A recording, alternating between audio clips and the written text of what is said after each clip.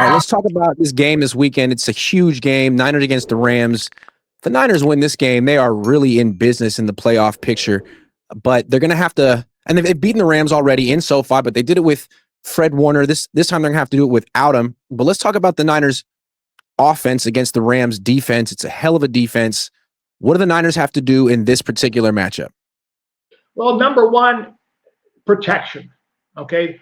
Now the Rams do have a couple guys who can get some sacks, and besides Jared Verse, they got that. Is it Brian Young, who's got 9 sacks or eight sacks? He's averaging at least 1 sack a ball game. They got a couple of linebackers making plays. They got a safety making tackles left and right. So they're going to have to play a clean ball game. Ball control and discipline are going to be important, and it's going to be imperative, I think, for the Niners to. And let's say Kyle, because the offense starts with him and ends with him, to be honest, in terms of play selection and utilization of his personnel. They're going to have a good run game, and they're going to have to crank up the play action pass game to be able to help with the protection, to be able to pull up the linebackers so there are windows into which Mac can throw the ball in the intermediate level of the field. All right, well, let's take a look at pass reps. Get it on the field, on the screen. Okay. If you're new, this is the Playbook breakdown segment of 49ers Playbook, and it's powered by Pass Reps, where we make you smarter about football every week. You can get pass reps yourself and actually practice calling plays before Sunday for only $1.99 a month. Just go to passreps.com or click the link in the description. All right, Tom. What are we looking at today?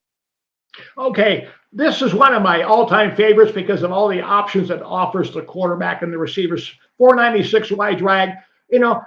I can run this on a third down situation, regardless of what the defense is. If they come up and play a one robber scheme and all that, I can take the 4 route on the outside, on the right side of the screen as you look at it, a one-on-one against the corner.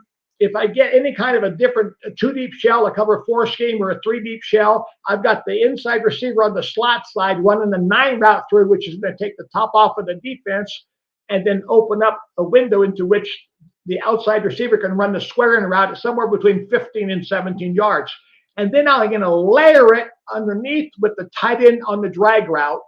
So I have a high-low in a zone situation there that if the linebackers lay back and squeeze the in route, I've got Kittle or Tongas, who I think should be in the ball game more frequently than he is, running the drag route where I can put the ball off down to him.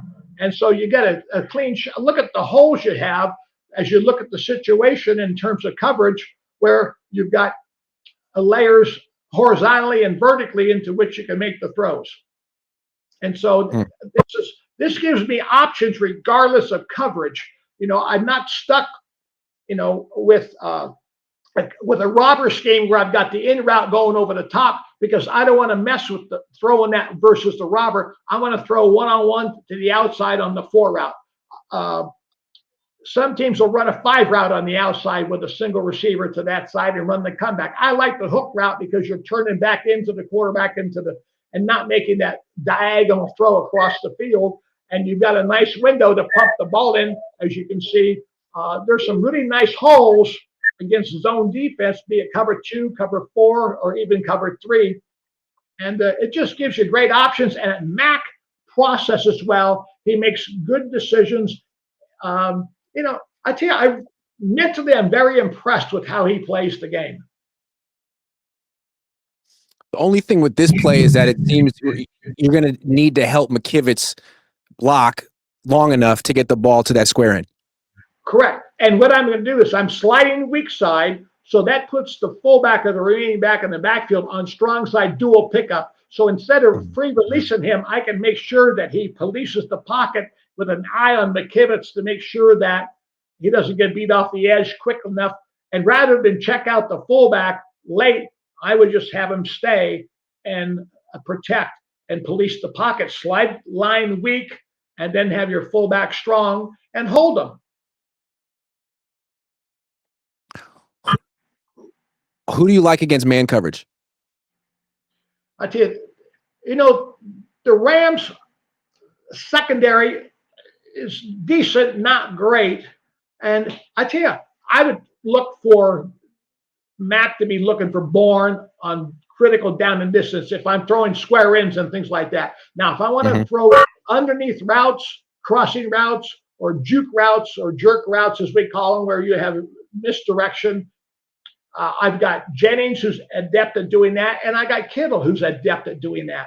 And the one thing for which I'd have a concern against the Rams with the offensive line and the situation for the Niners is I've got to make sure my run game on first down and second down does not leave me in 3rd and 9, 3rd and 11, 3rd and 12.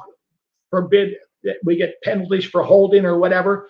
And if I can keep it in a manageable distance, then I have all of my receivers who can be a factor because I can throw the ball. If it's 3rd and 4 to 6, I don't need to throw a 15-yard square in to get a first down. But if it's 3rd and 12 all the time, I can't be throwing a 5-yard shallow cross and think the back or the receiver can catch it and run for 7 additional yards to get me the first down. So the key thing for me is to keep the sticks in first down, second down, that allow me to be favorable in my 3rd down situation. So Kyle's going to have the run game, the play action pass game, where he can also make the check downs on play action pass. That gets me to a 3rd and favorable situation. Don't be afraid to check the ball down. Don't hold it for the big chunk play. Lay it off and call the next play and keep going. Yeah, because anytime the Niners get in like an obvious passing situation, McKivitz is going to be the liability there. And like it was interesting against the Giants. They weren't in many obvious passing situations against the Giants. They created one for themselves right at the end of the first half, even though they were going to get the ball to start the second half. They called that long developing drop back pass play on 1st and 10. And Brian Burns stripped the ball from Mac Jones and almost like got the Giants back in the game. But of course, they're so bad they missed the field goal. But that was interesting. You know, I'm sorry, from Kyle's perspective, that was bad game management. Okay. I'm sorry. There's just, especially when I'm getting the ball back just at the second half. And then knowing that I have a weakness and they've got a great pass rusher who's had like 10 sacks in 7 or 8 ball games, Burns over there on the weak side, and I got McKivitz. If I'm going to do something like that, I need to make sure my design has a double on their best pass rusher, which allows the quarterback, Mac in this case, to make the throw. But, you know, it's your passing game, Grant, starts with protection. That's number one. Before you start drawing up all these fancy routes on the board and have all these elaborate ideas and all that, you better know which player on the opponent's team I need to control in pass protection. You know, we used to always joke, hey, you know, your quarterback cannot make any good throws when his tits are to the sky and he's flat on his back on the ground. Okay. I got to keep the quarterback up. I got to keep him standing in the pocket to be able to allow him to make those throws.